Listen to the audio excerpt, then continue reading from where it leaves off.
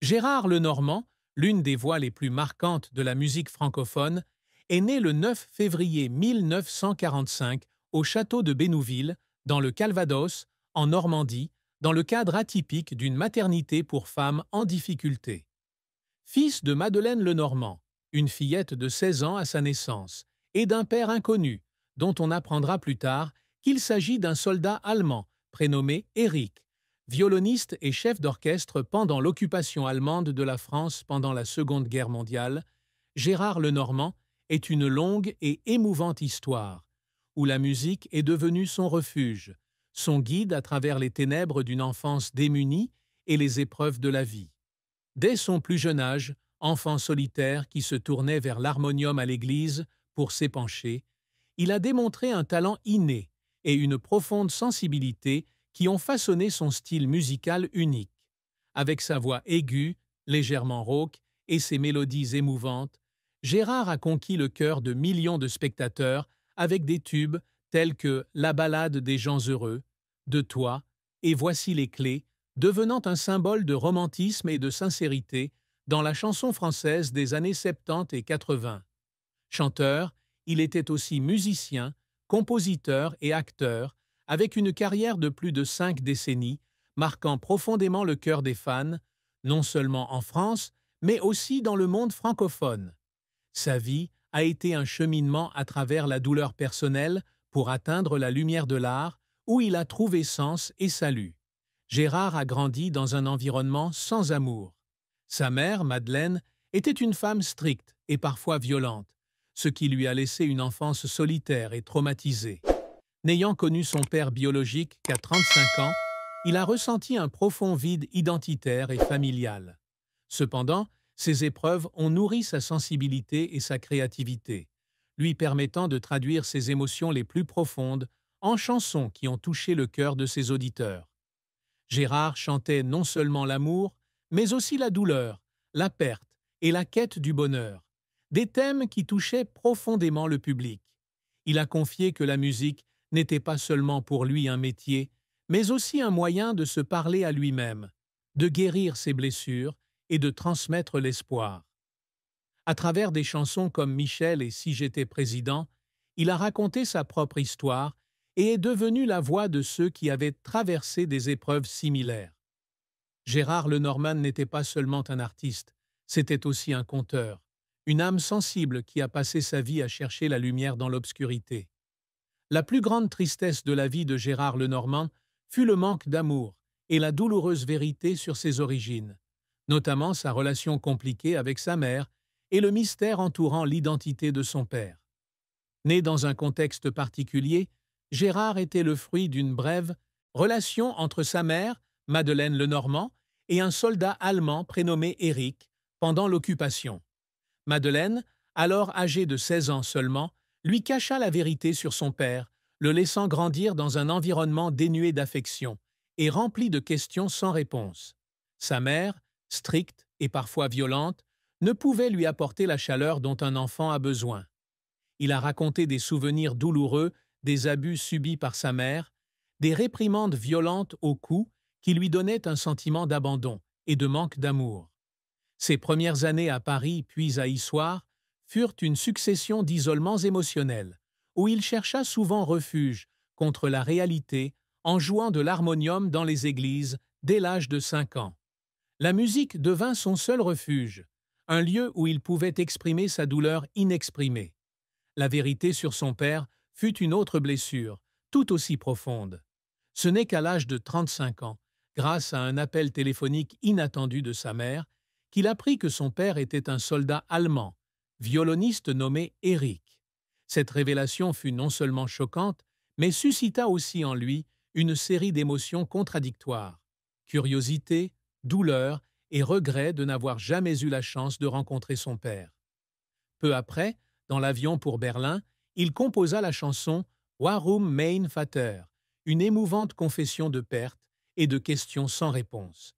Gérard a confié qu'apprendre la vérité sur son père avait été à la fois un soulagement et un grand choc, car cela l'avait forcé à affronter une part de son identité qu'il ignorait.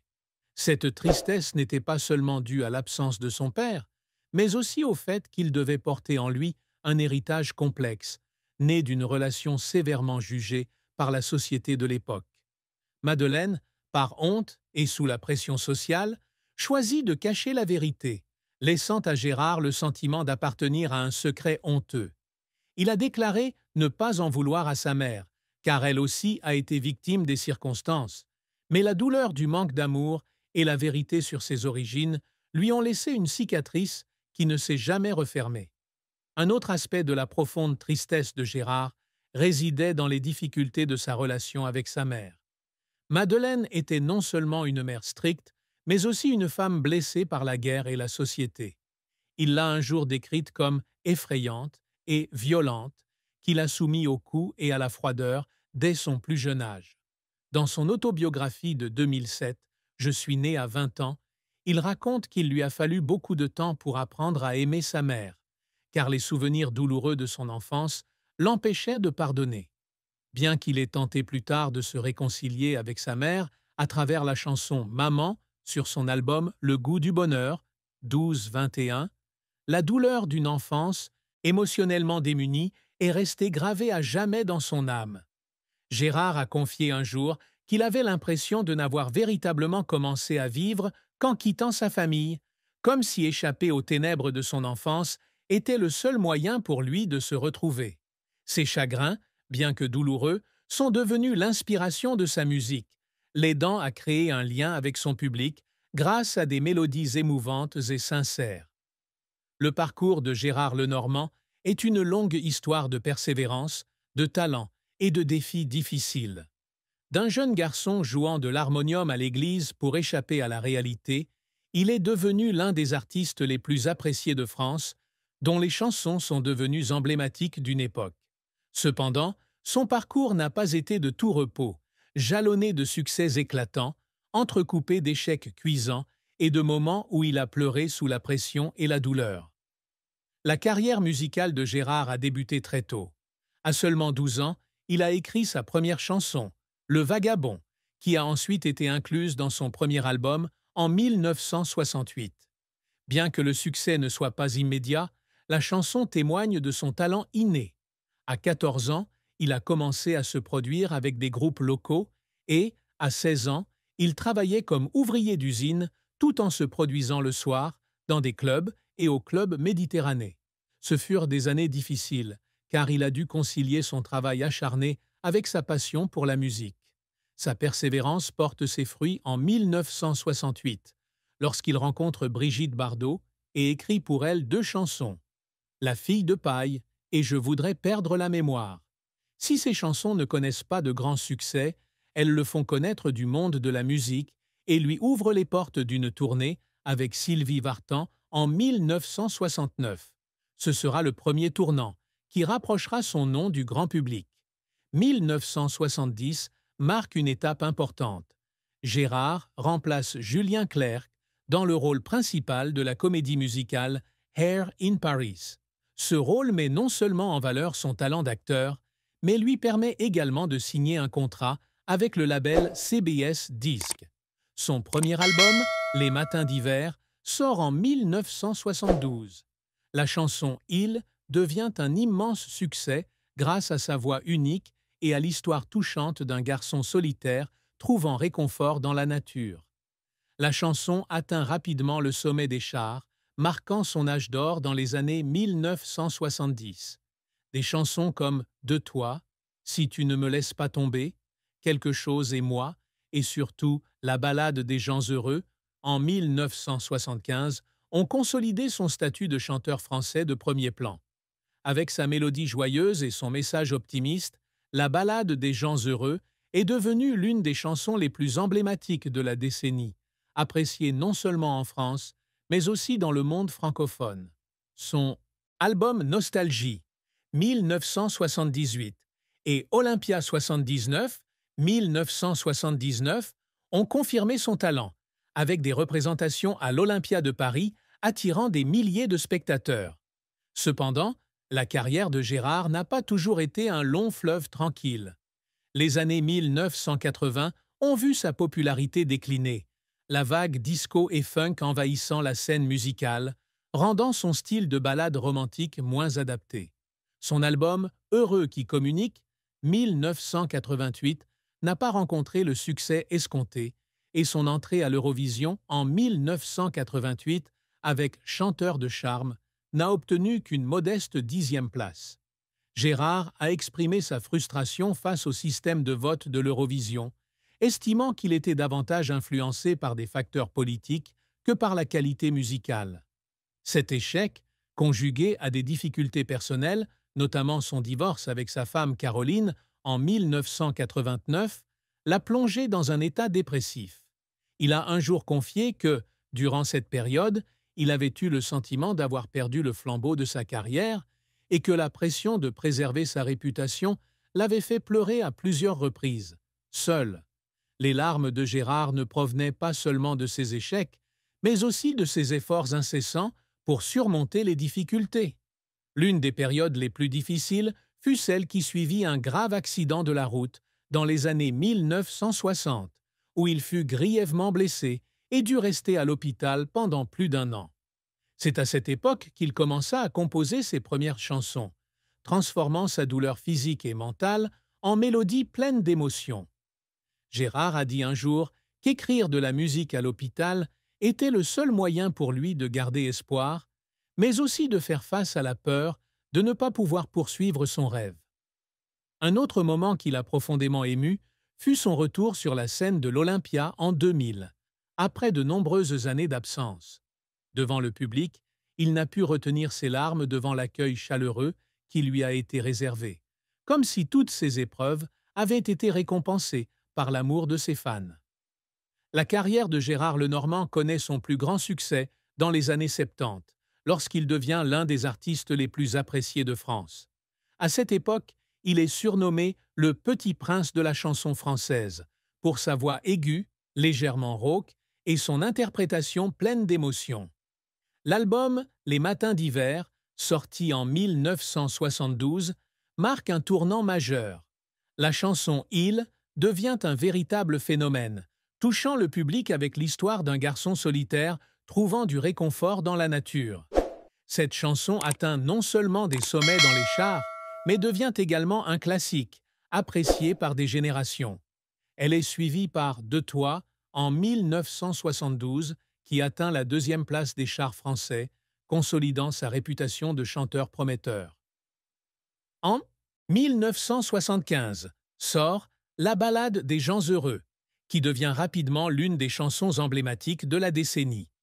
Avec sa mélodie joyeuse, ses paroles optimistes et son message de joie simple, la chanson a non seulement dominé les hit-parades, mais est également devenue un élément essentiel de la culture populaire française, chantée lors des réunions de famille, des mariages et des événements communautaires.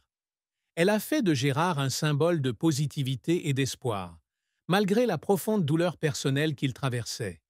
L'album Nostalgie, sorti en 1978, a poursuivi son succès avec des chansons comme Michel et Voici les clés, appréciées du public pour leur sincérité et leur intensité émotionnelle. Ses prestations à l'Olympia en 1975 et 1979 ont marqué l'apogée de sa carrière, attirant des milliers de spectateurs pour ses performances énergiques et émouvantes. Autre succès notable, le retour de Gérard en 2011 avec l'album Duos de mes chansons, où il a collaboré avec des artistes tels que Tina Arena, Ngun et Patrick Fiori pour réinterpréter de vieux tubes. L'album a atteint la 2e place des charts français et y est resté plus d'1 an, prouvant son attrait durable, même après des décennies. Ce retour fut non seulement un succès commercial, mais aussi une étape spirituelle, Gérard prouvant que sa musique conserve toute sa vitalité et sa capacité à toucher un public de tous âges. De plus, l'utilisation de la chanson « La ballade des gens heureux » dans la série Sex Education en 2021 apporta une nouvelle vague de popularité, faisant connaître son nom à la jeune génération, un exploit que peu d'artistes de son époque pouvaient accomplir. Malgré son illustre carrière, Gérard Lenormand ne fut pas exempt de revers et de difficultés. L'un des plus importants fut le déclin de sa popularité dans les années 1980, alors que les goûts musicaux évoluait rapidement.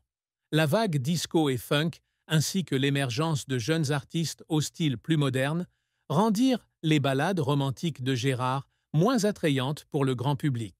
Son album Heureux qui communique, sorti en 1988, ne reçut pas l'accueil qu'il espérait, et cet échec le laissa dans un état de doute. Il confia un jour se sentir oublié par l'industrie musicale, un sentiment douloureux pour quelqu'un qui avait été au sommet. Son entrée à l'Eurovision en 1988 avec Chanteur de charme était une tentative de reconquête, mais il fut déçu de ne terminer que 10e. Il critiquait publiquement le système de vote de l'Eurovision, affirmant qu'il était influencé par des facteurs étrangers à la qualité de la musique.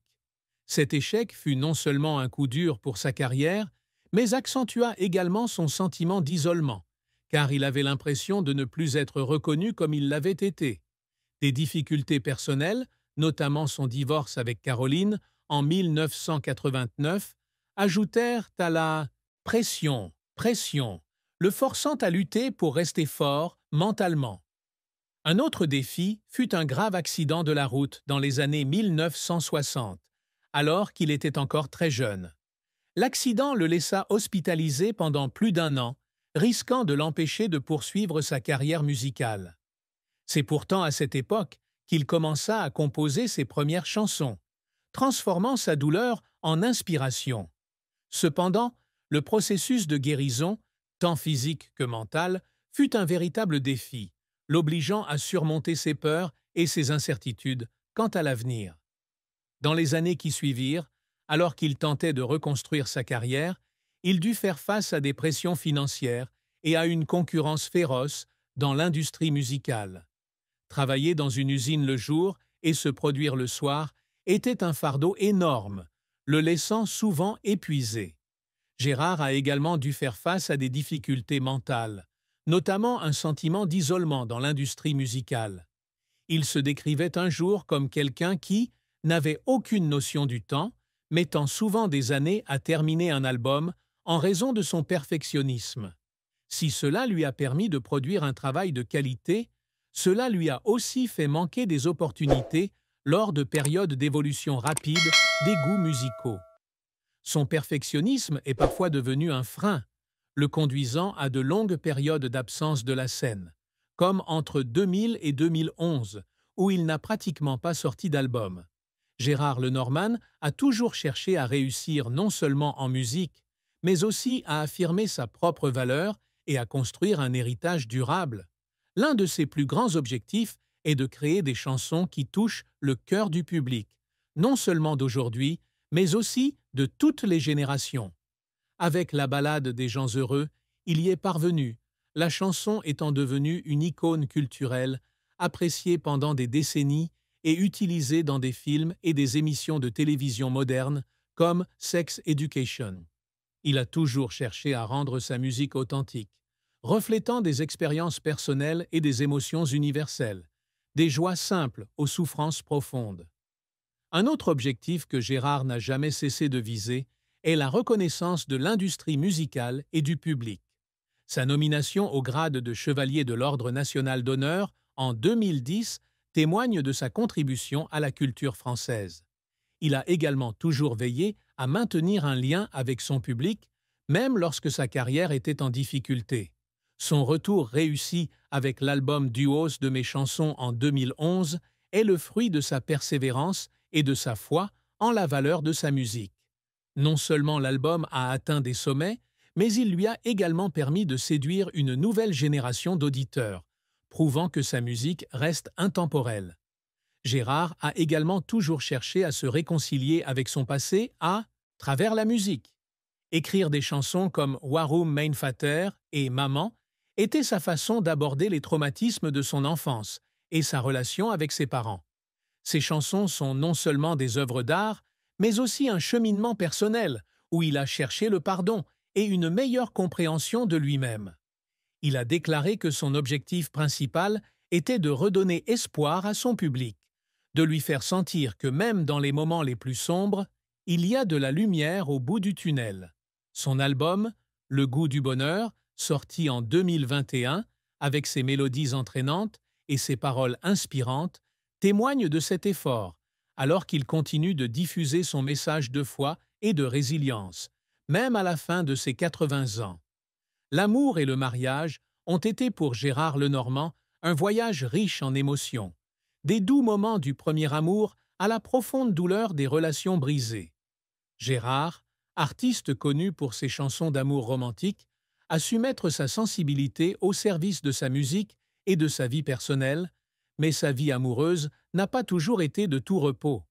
Il a un jour admis que l'amour était non seulement une source d'inspiration pour lui, mais aussi un lieu où il affrontait ses blessures les plus profondes, la tristesse qu'il cachait souvent derrière son sourire sur scène. Au début de sa carrière, Gérard a épousé Caroline, une femme qu'il a accompagnée dans la période difficile où il peinait à trouver sa place dans l'industrie musicale. Ce mariage lui a apporté une stabilité émotionnelle durable face aux pressions de sa carrière et aux traumatismes de son enfance.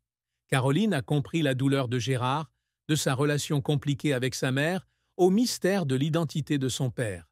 Elle devint son soutien spirituel, l'aidant à traverser les moments difficiles, notamment après un grave accident de la route dans les années 1960, où il fut hospitalisé pendant plus d'1 an et risqua de ne plus pouvoir chanter.